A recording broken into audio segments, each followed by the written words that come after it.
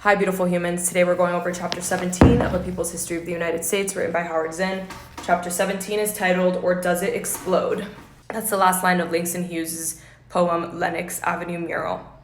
This chapter is about the Black Revolt in the 50s and the 60s. We're going to unpack the nuances within the movement. You know, there were people preaching nonviolence. There were also people preaching militancy and liberation by any means necessary. I think parts of this that really kind of solidified an understanding for me was the March on Washington and what the energy was when Martin Luther King gave that speech in front of all those people. It wasn't what I thought it was. The setting was not what I thought it was. And we're gonna get into exactly what I mean. I don't know. Let's just dive in and we will talk about how we feel afterward. Just know that there are nuances like everything, and that the US government, the CIA, all of them really are cunning when it comes to creating methods to sow seeds of division. The United States is relentless when it comes to coming up with new tactics to divide and conquer, and this is going to be yet another example of precisely that. The Black Revolt of the 1950s and 60s, North and South, came as a surprise, but perhaps it should not have. The memory of oppressed people is one thing that cannot be taken away, and for such people with such memories, revolt is always an inch below the surface. In a society of complex controls, both crude and refined, secret thoughts can often be found in the arts. And so it was in Black society. Perhaps the blues, however pathetic, concealed anger, and the jazz, however joyful, portended rebellion. In the 1920s, Claude McKay, one of the figures of what came to be called the Harlem Renaissance, wrote a poem that Henry Cabot Lodge put in the Congressional Record as an example of dangerous currents among young Blacks. If we must die, let it not be like hogs, hunted and penned in an inglorious spot. Like men, we'll face the murderous, cowardly pack, pressed to the wall, dying, but fighting back. Margaret Walker's prose poem, For My People. Let a new earth rise. Let another world be born. Let a bloody peace be written in the sky. Let a second generation full of courage issue forth. Let a people loving freedom come to growth. Let a beauty full of healing and a strength of final clenching be the pulsing in our spirits and our blood. Let the martial songs be written. Let the dirges disappear. Let a race of men now rise and take control. The Communist Party was known to pay special attention to the problem of race equality. When the Scottsboro case unfolded in the 1930s in Alabama, it was the Communist Party that had become associated with the defense of these young Black men imprisoned in the early years of the Depression by Southern injustice. There was Hosea Hudson, the Black organizer of the unemployed in Birmingham, for instance, and in Georgia in 1932, a 19-year-old Black youth named Angelo Herndon, whose father died of miner's pneumonia, who had worked in mines as a boy in Kentucky, joined an unemployment council in Birmingham, organized by the Communist Party. Herndon became a Communist Party organizer in Atlanta. He and his fellow communists organized block committees of unemployment councils in 1932, which got rent relief for needy people. They organized a demonstration to which 1,000 people came, 600 of them white. And the next day, the city voted $6,000 in relief to the jobless. But soon after that, Herndon was arrested, held incommunicado, and charged with violating a Georgia statute against insurrection. Herndon was convicted and spent almost 5 years in prison until 1937, when the Supreme Court ruled unconstitutional the Georgia statute under which he was found guilty. It was men like him who represented the establishment, a dangerous militancy among Blacks, more dangerous when linked with the Communist Party. There were others who made the same connection, magnifying the danger. Benjamin Davis, the Black lawyer who defended Herndon, at his trial, nationally renowned men like singer and actor Paul Robeson and writer and scholar W.E.B. Du Bois, who did not hide their support and sympathy for the Communist Party. The Negro was not as anti-communist as the white population. He could not afford to be. His friends were so few. So that Herndon, Davis, Robeson, Du Bois, however their political views might be malaligned by the country as a whole, found admiration for their fighting spirit in the Black community. The Black militant mood, flashing here and there in the 30s, was reduced to a subsurface simmering during World War II, when the nation on the one hand denounced racism and on the other hand maintained segregation in the armed forces and kept Blacks in low-paying jobs. When the war ended, a new element entered the racial balance in the United States: the enormous, unprecedented upsurge of black and yellow people in Africa and Asia. President Harry Truman had to reckon with this, especially as the Cold War rivalry with the Soviet Union began, and the dark-skinned revolt of former colonies all over the world threatened to take Marxist form. Action on the race question was needed, not just to calm a black population at home emboldened by war promises, frustrated by the basic sameness of their condition. It was needed to present the world a United States that could counter the continuous communist thrust at the most flagrant failure of American society, the race question. What Du Bois had said long ago, unnoticed, now loomed large in 1945. The problem of the 20th century is the problem of the color line. President Harry Truman in late 1946 appointed a committee on civil rights which recommended that the civil rights section of the Department of Justice be expanded, that there be a permanent commission on civil rights, and that Congress pass laws against lynching and to stop voting discrimination, and suggested new laws to end racial discrimination in jobs. Yes, it said, there was a moral reason, a matter of conscience, but there was also an economic reason. Discrimination was costly to the country, wasteful of its talent. The United States was out in the world now, in a way it had never been. The stakes were large, world supremacy. And as Truman's committee said, our smallest actions have far-reaching effects. And so, the United States went ahead to take small actions, hoping they would have large effects. Congress did not move to enact the legislation asked for by the Committee on Civil Rights, but Truman, 4 months before the presidential election of 1948, and challenged from the left in that election by Progressive Party candidate Henry Wallace, issued an executive order asking that the armed forces segregated in World War II institute policies of racial equality as rapidly as possible. The order may have been prompted not only by the election, but by the need to maintain black morale in the armed forces as the possibility of war grew. It took over a decade to complete the desegregation in the military.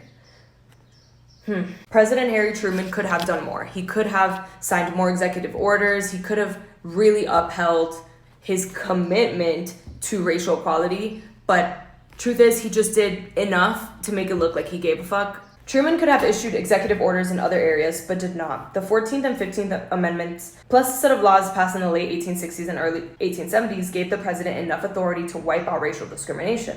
The Constitution demanded that the president execute these laws, but no president had used that power. Neither did Truman. For instance, he asked Congress for legislation prohibiting discrimination in interstate transportation facilities, but specific legislation in 1887 already barred discrimination in interstate transportation and had never been enforced by executive action. In 1954, the court finally struck down the separate but equal doctrine that it had defended since the 1890s. The NAACP brought a series of cases before the court to challenge segregation in the public schools, and now in Brown v. Board of Education, the court said the separation of school children generates a feeling of inferiority that may affect their hearts and minds in a way unlikely to ever be undone. In the field of public education, it said, the doctrine of separate but equal has no place. The court did not insist on immediate change. A year later, it said that segregated facilities should be integrated with all deliberate speed. But by 1965, 10 years after the all deliberate speed guideline, more than 75% of the school districts in the South remained segregated.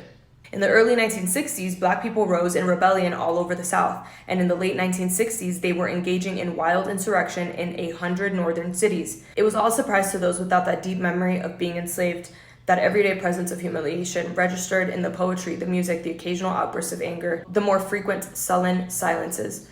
Part of that memory was of words uttered, laws passed, decisions made, which turned out to be meaningless. For such a people with such a memory and such a daily recapitulation of history, revolt was always minutes away in a timing mechanism which no one had set, but which might go off with some unpredictable set of events. Those events came at the end of 1955 in the capital city of Alabama, Montgomery. Rosa Parks and her not going to the back of the bus set off a movement. 3 months after her arrest, Mrs. Rosa Parks, a 43-year-old seamstress, explained why she refused to obey the Montgomery law providing for segregation on city buses, why she decided to sit down in the white section of the bus. Well, in the first place, I had been working all day on the job. I was quite tired after spending a full day working. I handle and work on clothing that white people wear.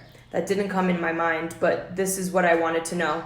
When and how would we ever determine our rights as human beings? It just happened that the driver made a demand and I just didn't feel like obeying his demand. He called a policeman and I was arrested and placed in jail. Montgomery Blacks called a mass meeting. A powerful force in the community was E.D. Nixon, a veteran trade unionist and experienced organizer. There was a vote to boycott all city buses. Carpools were organized to take Negroes to work. Most people walked. The city retaliated by indicting 100 leaders of the boycott and sent many to jail. White segregationists turned to violence. Bombs exploded in 4 Negro churches. A shotgun blast was fired through the front door of the home of Dr. Martin Luther King, the 27-year-old Alabama-born minister who was one of the leaders of the boycott. King's home was bombed, but the Black people of Montgomery persisted, and in November 1956, the Supreme Court outlawed segregation on local bus lines. Martin Luther King said the protest was not merely over buses, but over things that go deep down in the archives of history. He said, "We have known humiliation, we have known abusive language, we have been plunged into the abyss of oppression, and we decided to raise up only with the weapon of protest. It is one of the greatest glories of America that we have the right to protest. If we are arrested every day, if we are exploited every day, if we are trampled over every day, don't let anyone pull you so low as to hate them. We must use the weapon of love. We must have compassion and understanding for those who hate us. We must realize so many people are taught to hate us that they are not totally responsible for their hate, but we stand in life at midnight. We are always on the threshold of a new dawn." King's stress on love and nonviolence was powerfully effective in the building of a sympathetic following through the nation among whites as well as Blacks. But there were Blacks who thought the message naive, that while there were misguided people who might be won over by love, there were others who would have to be bitterly fought, and not always with nonviolence. 2 years after the Montgomery boycott in Monroe, North Carolina, an ex-Marine named Robert Williams, the president of the local NAACP, became known for his view that Blacks should defend themselves against violence with guns if necessary. When local Klansmen attacked the home of one of the leaders of the Monroe NAACP, Williams and other Blacks armed with rifles fired back. The Klan left. Still, in the years that followed, Southern Blacks stressed nonviolence. On February 1st, 1960, 4 freshmen at a Negro college in Greensboro, North Carolina, decided to sit down at the Woolworth's lunch counter downtown, where only whites ate. They were refused service, and when they would not leave, the lunch counter was closed for the day. The next day they returned, and then the day after, other Negroes came to sit silently. So the movement of sit-ins became one of the most tactful approaches for Black people to disrupt.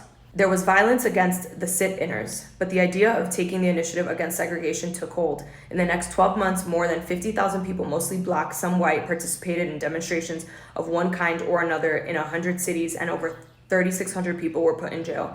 But by the end of 1960, lunch counters were open to Blacks in Greensboro and many other places. Freedom rides, in which Blacks and whites traveled together on buses going through the South to try to break the segregation pattern in interstate travel, began to become a thing. The 2 buses that left Washington, D.C. on May 4th, 1961, headed for New Orleans, never got there. In South Carolina, riders were beaten. In Alabama, a bus was set afire. Freedom riders were attacked with fists and iron bars. The Southern police did not interfere with any of this violence, nor did the federal government. And FBI agents watched, took notes, and did nothing. At this point, veterans of the sit-ins, who had recently formed the Student Nonviolent Coordinating Committee, the SNCC, dedicated to nonviolent but militant action for equal rights, organized another freedom ride from Nashville to Birmingham. Before they started out, they called the Department of Justice in Washington, D.C. to ask for protection. As Ruby Doris Smith reported, the Justice Department said no. They couldn't protect anyone, but if something happened, they would investigate. You know how they do. In Albany, Georgia, a small deep South town where the atmosphere of slavery still lingered, mass demonstrations took place in the winter of 1961 and again in 1962. Of the 22,000 Black people in Albany, over 1,000 went to jail for marching, assembling, to protest segregation and discrimination. Here, as in all the demonstrations that would sweep over the South, little Black children participated. A new generation was learning to act. The Albany police chief, after one of the mass arrests, was taking the names of prisoners, lined up before his desk. He looked up and saw a Negro boy about 9 years old. "What's your name?" he asked. The boy looked straight at him and said, "Freedom, freedom." There's no way of measuring the effect of that Southern movement on the sensibilities of a whole generation of young Black people, or of tracing the progress by which some of them became activists and leaders. I was trying to look cute for y'all with that sweater, but it is way too hot. On the eve of the Mississippi summer in early June 1964, the civil rights movement rented a theater near the White House, and a busload of Black Mississippians traveled to Washington to testify publicly about the daily violence, the dangers facing the volunteers coming into Mississippi. Constitutional lawyers testified that the national government had the legal power to give protection against such violence. The transcript of this testimony was given to President Johnson and Attorney General Kennedy. Remember, John F. Kennedy's brother was part of the DOJ, accompanied by a request for a protective federal presence during the Mississippi summer, and there was no response. 12 days after the public hearing, 3 civil rights workers, James Chaney, a young black Mississippian, and 2 white volunteers, Andrew Goodman and Michael Schwerner, were arrested in Philadelphia, Mississippi, released from jail late that night, then seized, beaten with chains, and shot to death. Ultimately, an informer's testimony led to jail sentences for the sheriff and deputy sheriff and others that came too late. The Mississippi murders had taken place after the repeated refusal of the national government under Kennedy or Johnson or any other president to defend blacks against violence. Congress began reacting to the Black Revolt, the turmoil, the world publicity. Civil rights laws were passed in 1957, 1960, and 1964. They promised much on voting equality, on unemployment equality, but were enforced poorly or ignored. In 1965, President Johnson sponsored and Congress passed an even stronger voting rights law, this time ensuring on-the-spot federal protection of the right to register and vote. The effect on Negro voting in the South was dramatic. In 1952, 1 million Southern blacks, 20% of those eligible, registered to vote. In 1964, the number was 2 million, 40%. By 1968, it was 3 million, 60%, the same percentage as white voters. The federal government was trying, without making fundamental changes to control an explosive situation, channel anger into the traditional cooling mechanism of the ballot box, the polite petition, the officially endorsed quiet gathering. When black civil rights leaders planned a huge march on Washington in the summer of 1963 to protest the failure of the nation to solve the race problem, it was quickly embraced by President Kennedy and other national leaders and turned into a friendly assemblage. Martin Luther King's speech there thrilled 200,000 black and white Americans. I have a dream. It was magnificent oratory, but without the anger that many blacks felt. President Kennedy had praised the deep fervor and quiet dignity of the march, but the black militant Malcolm X was probably closer to the mood of the black community. The accuracy of Malcolm X's caustic description of the March on Washington is corroborated in the description from the other side, from the establishment, by White House advisor Arthur Schlesinger in his book, 1,000 Days. He tells how Kennedy met with the civil rights leaders and said the march would create an atmosphere of intimidation, just when Congress was considering civil rights bills. A. Philip Randolph replied, "The Negroes are already in the streets. It is very likely impossible to get them off." Schlesinger says, the conference with the president did persuade the civil rights leaders that they should not lay siege to Capitol Hill. Schlesinger describes the Washington March admiringly and then concludes, so in 1963, Kennedy moved to incorporate the Negro Revolution into the Democratic coalition. This is something that we have seen in the previous chapters as well. When there is a revolt that is about to take place, if the government gets on it quick enough, they're able to metabolize that energy into the democratic system, which then doesn't make it a violent revolution, but instead creates the illusion that, hey, if you work with us, we'll bring you the solutions that you're asking for, but you won't have to be violent. But then the problem is that the people that are on the ground who look to the leaders, like whether it's union leaders or whether they are revolutionary leaders, once they start to work with the government, they tone down the message of the majority of the people that are supporting change. So that's why Malcolm X was like, yeah, that whole thing that y'all just did, the March on Washington, all that stuff, that's not how we feel. We don't feel so all peace and love. We want militant action as a means for us to feel like we are finally safe and liberated in this country. So in 1963, Kennedy moved to incorporate the Negro Revolution into the Democratic coalition, but it did not work. The blacks could not be easily brought into the Democratic coalition when bombs kept exploding in churches, when the new civil rights laws did nothing to change the root of the condition of black people. In the spring of 1963, the rate of unemployment for whites was 4.8%. For non-whites, it was 12.1%. According to government estimates, 1/5 of the white population was below the poverty line, and 1/2 of the black population was below that line. The civil rights bills emphasized voting, but voting was not a fundamental solution to racism or poverty. In August of 1965, just as Lyndon Johnson was signing into law the Strong Voting Rights Act, providing for federal registration of black voters to ensure their protection, the black ghetto in Watts, Los Angeles erupted into the most violent urban outbreak since World War II. It was provoked by the forcible arrest of a young Negro driver, the clubbing of a bystander by police, the seizure of a young black woman falsely accused of spitting on the police. There was rioting in the streets, looting, and firebombing of stores. Police and National Guardsmen were called in. They used their guns. 34 people were killed. most of them black, hundreds injured, 4,000 arrested. Robert Cannot, a West Coast journalist, wrote of the riot, "In Los Angeles, the Negro was going on record that he would no longer turn the other cheek, that, frustrated and goaded, he would strike back, whether the response of violence was an appropriate one or no." It seems clear by now that the nonviolence of the Southern movement, perhaps tactically necessary in the Southern atmosphere and effective because it could be used to appeal to national opinion against the segregationist South, was not enough to deal with the entrenched problems of poverty in the Black ghetto. In 1910, 90% of Negroes lived in the South.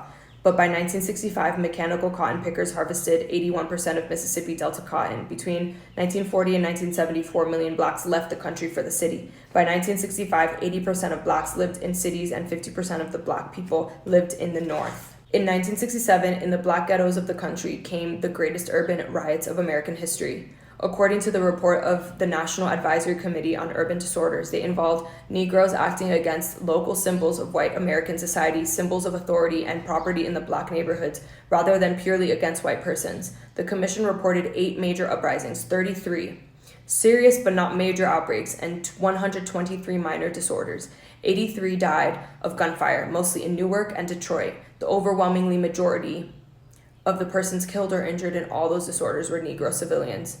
The typical rioter, according to the commission, was a young high school dropout, but nevertheless somewhat better educated than his non-rioting Negro neighbor, and usually underemployed or employed in a menial job. He was proud of his race, extremely hostile to both whites and middle-class Negroes, and although informed about politics, highly distrustful of the political system. But the commission report itself was a standard device of the system when facing rebellion.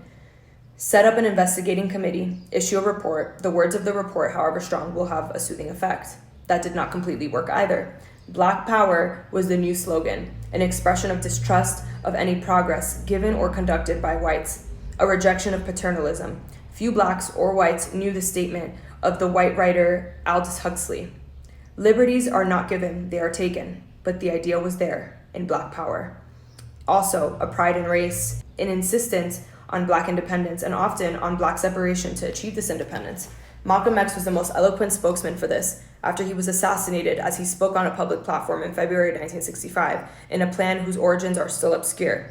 He became the martyr of this movement. Hundreds of thousands read his autobiography. He was more influential in death than during his lifetime. Malcolm X, in late 1964, had spoken to black students from Mississippi visiting Harlem. He said, "You'll get freedom by letting your enemy know that you'll do anything to get your freedom. Then you'll get it. It's the only way you'll get it. When you get that kind of attitude, they'll label you as a crazy Negro, or they'll call you a crazy, they don't say Negro, or they'll call you an extremist, or a subversive, or seditious, or a red, or a radical. But when you stay radical long enough and get enough people to be like you, you'll get your freedom." Okay, this is the final video for chapter 17. In the summer of 1977, the Department of Labor reported that the rate of unemployment among black youths was 34.8%. A small new black middle class of blacks had been created, and it raised the overall statistics for black income, but there was a great disparity between the newly risen middle class black and the poor left behind. Despite the new opportunities for a small number of blacks, the median black family income of 1977 was only about 60% that of whites. Blacks were twice as likely to die of diabetes, 7 times as likely to be victims of homicidal violence, rising out of the poverty and despair of the ghetto. A New York Times report in early 1978 said, "The places that experienced urban riots in the 1960s have, with a few exceptions, changed little, and the conditions of poverty have spread in most cities." Statistics did not tell the whole story. Racism, always a national fact, not just a southern one, emerged in northern cities as the federal government made concessions to poor blacks in a way that pitted them against poor whites for resources made scarce by the system. Blacks, freed from slavery to take their place under capitalism, had long been forced into conflict with whites for scarce jobs. Now, with desegregation in housing, blacks tried to move into neighborhoods where whites themselves, poor, crowded, troubled, could find in them a target for their anger. Was the black population hemmed into the ghetto, divided by the growth of a middle class, decimated by poverty, attacked by the government, driven into conflict with whites, under control? Surely, in the mid-70s, there was no great black movement underway, yet a new black consciousness had been born and was still alive. Also, whites and blacks were crossing racial lines into the South to unite as a class against employers. Would a new black movement go beyond the limits of the civil rights actions of the 60s? Beyond the spontaneous urban riots of the 70s, beyond separatism to a coalition of white and black in a historic new alliance? There was no way of knowing this in 1978. In 1978, 6 million Black people were unemployed. As Langston Hughes said, what happens to a dream deferred? Does it dry up or does it explode?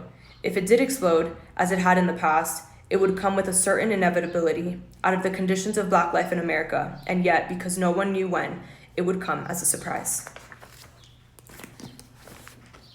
That is the end of chapter 17. Let me know what y'all think.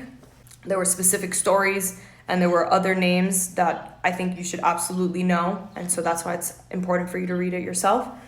But I say this all the time, but I don't know what to say. It's just important to know these things. It's heartbreaking, it's incensing, but it is important to know these things. We have to understand the full story. We have to understand the full scope of why we are the way that we are right now. That's the only way that we're going to be able to move forward with more tactful approaches and with an awareness, because quite frankly, the whole reason they're trying to ban books, which by the way, you know that there was an attempt to already ban this book, right?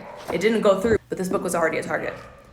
We have to know things, we have to read, we have to equip our brains. I'm gonna get into chapter 18 today. Hopefully I can read all of it, and I will record chapter 18 tomorrow because my goal is to get out 4 chapters this week, if not more. So let's see what happens.